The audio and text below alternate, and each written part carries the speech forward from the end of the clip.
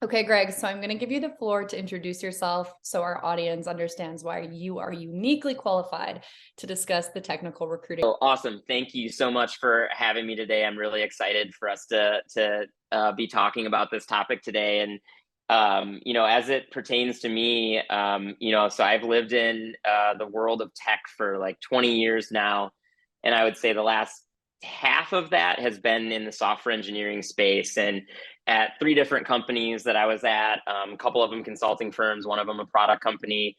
In every single one of those roles, we either had a technical recruiting team that just wasn't able to move as fast enough or communicate with the devs that we were looking for, or on the flip side, we didn't have a technical recruiter, and I just needed to wear that hat. When I was at Nerdery in Chicago, and we went from 15 to 55-ish engineers in a year and a half. We didn't have a local Chicago recruiter, and the Minneapolis team was overwhelmed. And so I leaned in there. And then when I was at a claimant, we didn't really have we had a staffing kind of firm on retainer that we were using, and they just weren't really up to snuff on it, which is kind of what we're talking about today, where we had somebody doing technical recruiting, but they weren't really a technical recruiter. And, I was having to coach them more on how to do it than it would just take me to do it on my own. Sure. So through all of this, I wore that technical recruiter hat, but I was also managing the devs. I was working with clients, and, I think it's given me a unique perspective where I was the recruiter, the hiring manager, then the manager, and I kind of was able to like pull through that whole life cycle. And what I'm most excited about now, to introduce my role here, is my role as director of engineering and programs at Coding Temple. And what I'm really stoked about is I have the opportunity to take all of these experiences and figure out how do we take like what's in my brain and other learnings and network and conversations like this and with others that we'll do on these webinar type chats and in person. I'm really excited to like bring us together to solve problems like this. And this one in particular is we have a ton of people out there doing technical recruiting that aren't technical, that don't know how to source. And I've been in those shoes before. I was that person that was doing tech recruiting at Nerdery, where I was in IT, but I wasn't a dev. And I very much got the vibes in the beginning of like, you don't know what you're doing, you've never written this code. But it's like, I was surrounded by so many engineers there that they took me to dev school. I had a product manager there that every Friday was like mapping out what different technologies were. And I did that for several weeks.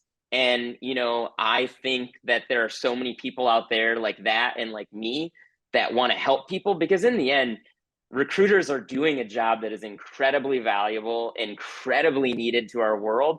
And I personally hate that they get that crap from, pardon my maybe a little bit of French there. I don't like that they get that shade thrown at them by devs, because they are so critical, and so many of them like really care. We just need to give them a little bit more tools to, unleash themselves to be a little bit more confident talking to engineers. It's really helpful. Thanks for providing your background. I think it's going to support the interview style, which I'm going to proceed with. I've created it Awesome. myself. It is called True or False, and please tell me more. So I'm going Perfect. to give you data or a statistic from a reputable or mainstream source. And based on your experience, you're going to Oh boy. declare it true or false. This is your own personal experience and opinion as a professional in the space. So you will strictly declare it true or false.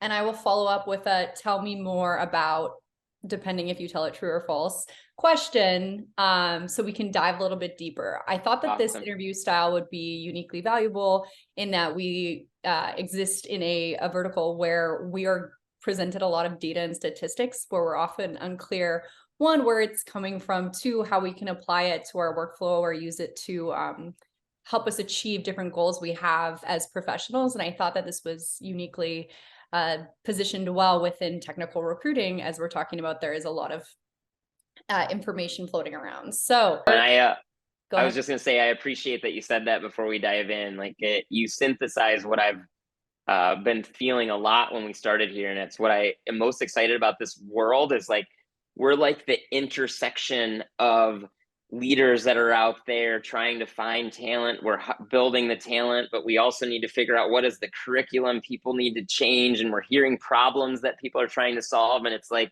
it's a really cool spot that we're in, and I'm really excited for these questions, and hopefully I don't throw too much shade at people that stated these true or false Okay. statements that are out Okay. there. Are you ready? I Only am too. say true or false until I say, please tell me more about XYZ. Okay. Awesome. You Okay. got it. According to a survey by Stack Overflow, 67% of developers are open to new job opportunities, which means recruiters need to focus on building strong employer brands and providing competitive compensation packages. True or false? According to a survey by Stack Overflow, 67% of developers are open to new job opportunities, which means recruiters need to focus on building strong employer brands and providing competitive compensation packages. True or false? True. Double click, exclamation point. Okay. More about how the technical recruiting process has evolved in the past few years, and what changes have you seen made to adapt to this current hiring landscape? Yeah, I mean, I think there's a several things that are changing out there in the market. I think you have recruiters out there that are becoming, increasingly more technical. They're trying to do Udemy or React, and they're going to technical meetups. There's actually also people that have past dev experience that are transitioning into that technical recruiter role because maybe they don't want to be developing anymore, but who better to recruit developers than a developer? And there's a lot of money to be made there if they could do it well. So there are people out there that are definitely increasing their talent. It's very scattered how they do that currently today, but people are doing it. Landscape. Yeah, I mean, I think there's a several things that are changing out there in the market. I think you have recruiters out there that are becoming, increasingly more technical. They're trying to do Udemy or React, and they're going to technical meetups. There's actually also people that have past dev experience that are transitioning into that technical recruiter role because maybe they don't want to be developing anymore, but who better to recruit developers than a developer? And there's a lot of money to be made there if they could do it well. So there are people out there that are definitely increasing their talent. It's very scattered how they do that currently today, but people are doing it. I think the other big thing that I'm seeing out there is companies are figuring out like how do they incentivize their talent to stay, and giving their recruiters those little nuggets to kind of bring people on. So like if you're not a company that has the is arming your recruiters with we pay for your ongoing learning and development, and you get X amount of dollars per year, and we go to X conferences together every year together to learn, and we're giving you some sort of budget for your work from home, your work from home life. Like if you're not ammoing your recruiters with that, you're just failing. You're sending them out there. Like all of them are also now going to be asking if you're a startup about equity. Most devs probably 5 years ago didn't talk about that, but now all of them are talking about equity. All of them are talking about we've gotten away with devs just producing really good work and some not, and now devs are saying, hey, what are my KPIs? Like if I do X amount of sprint points or deliver, X amount of features in a quarter, like, am I getting a bonus? Because this person over here isn't carrying their weight. And there's just all of these things. And recruiters are the inflection point of it because they're hearing it firsthand of like, well, I bonus at this company for X, and this company is going to give me this. And this company gives me X amount of mental health days and X amount of days off. And all of that. And it's a really interesting spot. And 100%, 67% of devs are looking. I think it's probably higher than that. Their door is always open. they're always looking over the edge of what's out there. And if you are not arming your recruiters with those types of programs that help them recruit, and you're also not arming them with the knowledge that helps them understand, because like devs are going to ask them, what does mentorship look like at your company? How am I training? And they need to be dangerous enough to be able to speak on that, and you need to have that program. A report by Hired found that the most in-demand tech skills in 2022 were Python, Java, JavaScript, React, and AWS. In 2022, technical recruiters were looking for these skills within candidates or relevant experience that they could evaluate their skills through coding challenges or technical assessments. Do you think the same is true for 2023? True. Can you tell me more about what technical skills, if different from the above, which were Python, Java, JavaScript, React, and AWS, recruiters will be looking for in candidates this year? Yeah, so I definitely think all of those skills are super relevant. The React and Java are hitting really heavy, and then Python, especially when you get into like data work. As I start to think about other skills that they're going to be looking for, AI, ML, VR, AR. I mean, it's funny because I'm probably just saying buzzwords, but like if you're not thinking about what AI and ML are going to do to your company, or how you're going to show up differently with AR and VR, you're going to get left in the dust pretty soon. I'm, transparently, I've been one of those people that's really skittish the last few years, but I've always kept my pulse on it because, eventually you're going to have to embrace it. And like right now I'm in the embrace it with open arms. And I, just read like a 15-page case study on VR and the metaverse and how that's going to be different for employee training. And so not only are you needing to think about like how that is going to show up in your like interactions with your employees, but you also need to think about like, what developers are you going to need to build those products, whether it be AI, ML, VR, AR. There's just so much that is going to be coming in that space where you have all these companies now that are like, we're going to do a team huddle on the metaverse. Like, who's building that software that allows them to do the team huddle on the metaverse? Or like I'm seeing companies, a company that I was at called Nerdery gave all of their employees a Quest as their holiday gift, and they're now doing like team meetings and fun team events and stuff like that, in the metaverse. And so I'm thinking to myself, like, who's creating the content that goes on there? And all of that content needs a developer behind it. Like, you need somebody that can program and code along with it. So like, I'm thinking about what programs are we teaching, but also like, how are you recruiting for those skills? How are you looking for those? Because a lot of that is new and there's a lot of subsetted experts out there, but like there aren't a lot of people that I would say, yep, that's the metaverse expert. I mean, maybe somebody from Meta, but even then I would probably say they're not the experts, because I have some friends that work at Meta and they're all, chasing the same thing we are. They're just probably, a couple train stops ahead of us on it. Kind of a sidebar before I give you the next piece of data, but do you think the same could be said about blockchain?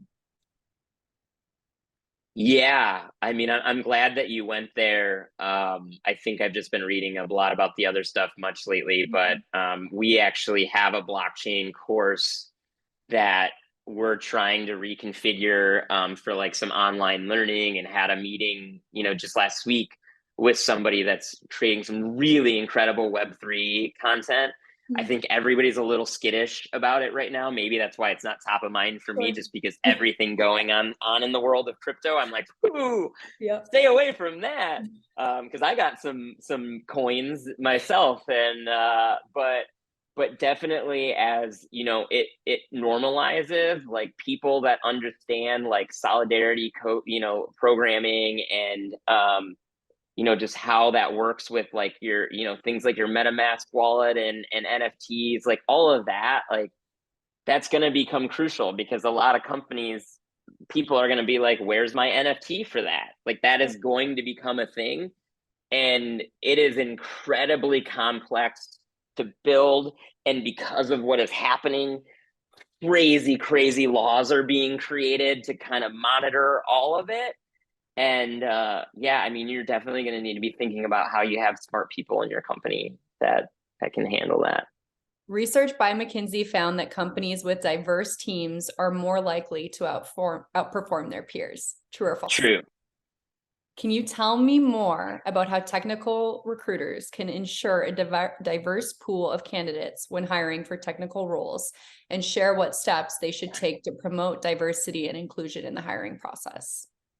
Yeah, incredible question. And recruiters have such a huge impact on this. And so the first little nugget I always like to share is there's a term out there that I'm trying to crush, and that is when you're hiring somebody for culture fit. I think that is the wrong approach, because the term fit to me means you're telling your technical recruiters to go find people that fit into the mold. What I have found is you need to be hiring people that are culture add. And specifically what I look for there, I'll give you an example. When I took a chance on a junior dev, interviewing them at Nerdery, um, he was a junior dev and kind of looked like everybody else on paper. But I always ask questions in interviews like, what gets you motivated that's not work, and what is your passion, and what do you do outside of work? And this kid lit up, and he was like, well, before I went to a boot camp and learned how to code, he's like, I studied this Egyptian language. And he's like one of 8 people or something like that in the world that could read this exact language. And I was like, dude, you got to lead with that. You would add so much value because you have like this world that you've learned. But not only that, like, you're learning JavaScript. Like, JavaScript is going to be a breeze compared to a language that is written on stone that's 5,000 plus years or whatever it is. So that's my first nugget of like telling recruiters, when you're looking for culture add, like, you need to change the questions you're asking. I personally, when I do interviews, I tell an elevator speech about myself, and I include personal nuggets because I think it helps them be more comfortable. But it also sets the tone for them to, where you're not saying, hey, do you ride bikes, or do you ride marathons, or what, do you run marathons or whatever? You're setting the tone because I'm like, hey, I love to travel, and I have a dog named Patronus, and my partner and I go to Comic Cons, and those types of things. They then respond and they're like, I do this, and then it's like, cool, you learn about somebody where they're like, I build R2D2 Arduinos, and it's just like all of that. You aren't just getting the coder or whoever you're hiring for your role, you're getting the human, and you need to tie in to all of that human. And like, I had a person at Nerdery that taught, we were going to be his second engineering role, and before that he taught English in China for 4 years. That wasn't really on his resume that much, but like, I poke at that stuff and deep into it, and because I'm wanting to add people that add to our culture. And so recruiters are key because they can flip the narrative on what questions they're asking. They should be writing scripts and stuff for their people. I mean, they probably thought I was crazy here, but we're interviewing for roles right now, and I made sure that like I had a script with why we were doing it. Our CEO and our founder had a script. Our people in the vibe check meeting had a script, because I want to make sure we're all continuing the narrative across the process. And I also want to make sure we're showing up the same, and we're asking and we're making people have that personal experience, because this is what you do every day. And then the last piece that I'll add, so, because I could talk about this topic forever, is where they can really push the needle is set goals for your company of like, hey, if for this role, 1 in 5 people are women, I'm not saying you have to hire a woman, but I'm saying make sure 1 in 5 candidates that you see, are a woman, are a person of color. Make sure that when you're marketing your company's brand, you're going to the people of color code meetup, and you're going to the LGBTQ meetups, and you're actually, and I don't want you to just show up. Like, those groups are going to be so piss, pardon my French, if you're just going to show up and drop a note in there. Like, be involved, host those meetups, go to Pride Week, like show up and care. But you got to also hire people that is aligned with their values. But like, those communities are so much fun and are just like littered with so many creative people. And it can't be a token thing. It can't Right. be, I hired this person for X. It needs to be at your core. And in my opinion, the recruiter is at the forefront of managing up and how that becomes important in your company. And maybe we'll do a whole nother topic on this one, just because there's so much that recruiters can do to influence DEI at their organization. Thanks for being thorough and providing tangible, tactical ways technical recruiters themselves can amplify diversity in their process. And I do agree. I think that's a whole other conversation we can have, and bring someone in to support us as well and bring their expertise to the table. Agreed. We could do one more table or one more question. Yeah, I think so. We have time? Okay. Yeah. All right. What one do I want to ask you? Oh, okay. According to Course Report, there were 23,043 graduates from coding boot camps in 2021. Boot camp graduates are becoming an increasingly popular source of tech talent. Research shows that recruiters should be able to evaluate boot camp graduates based on their technical skills, practical experience, and ability to learn quickly, though most recruiters do not know how to size up boot camp graduates with traditional paths. True or false? True. Can you tell me about how technical recruiters can evaluate candidates from non-traditional backgrounds, such as boot camps, for technical roles?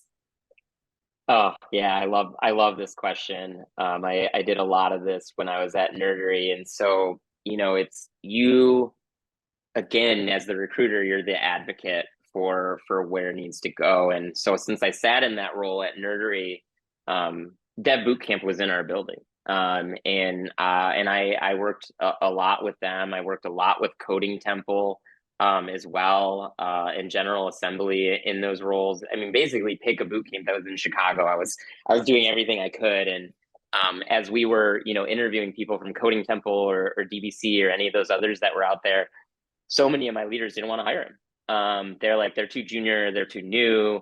They've only went through a 10 to 14 week boot camp, you name it. And I was like, that's cool. I understand where you're coming from, but where you're missing the boat is majority of people that are going to boot camps today are career changers. They have past experience, and you need to look past that. You need to think about how, I'll give an example, right? I was interviewing somebody from a boot camp that was in the finance world, and he was an account manager when he was there, and he had accountants that worked for him and all of that, and that didn't show up on his resume. So shame on boot camps for not figuring, not showing that up, because I will say on the boot camp side, we got to get better at highlighting those experiences, because they're invaluable and are so hard to teach. But as I poked at it and learned it, like his teamwork skills, his team building ability, his communication. So to me, it's boiling down,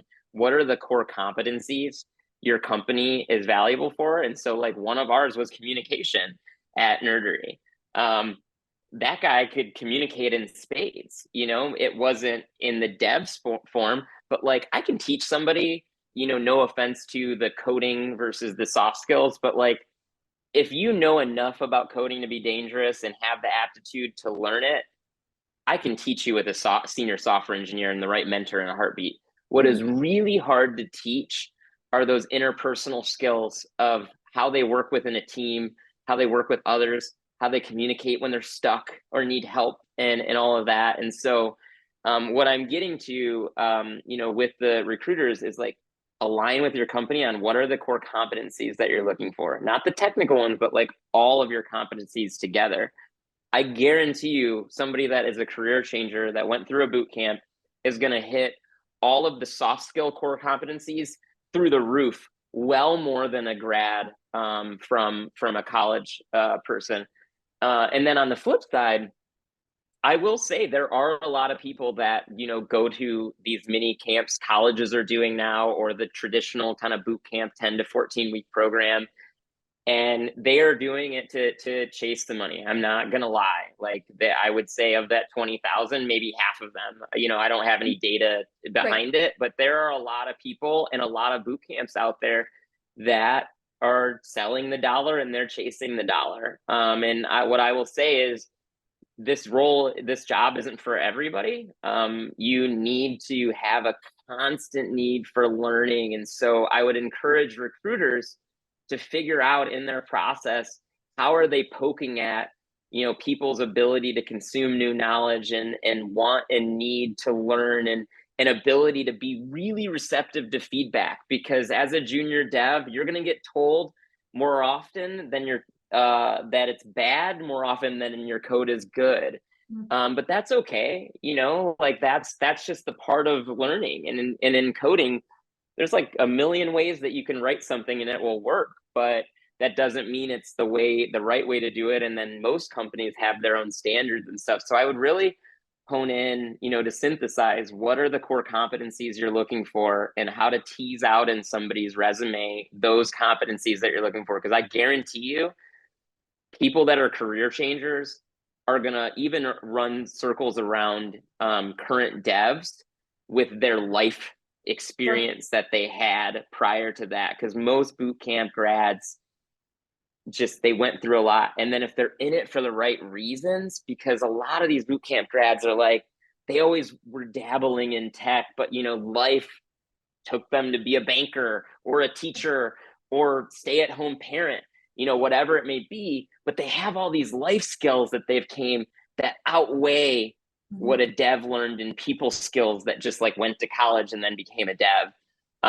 So poke at that. And then the last piece is make sure that you're hiring a grad that is really looking to learn and grow their skills and is receptive to feedback. Like an example would be at Nerdery, we had people do a little mini dev like website, and then we brought them in and we purposely gave them nitpicky feedback because we just wanted to see like how receptive are you to it. And I set the stage for them that was going to happen. But just figure out in your process, and tap on our shoulders if you need help with it, because we can.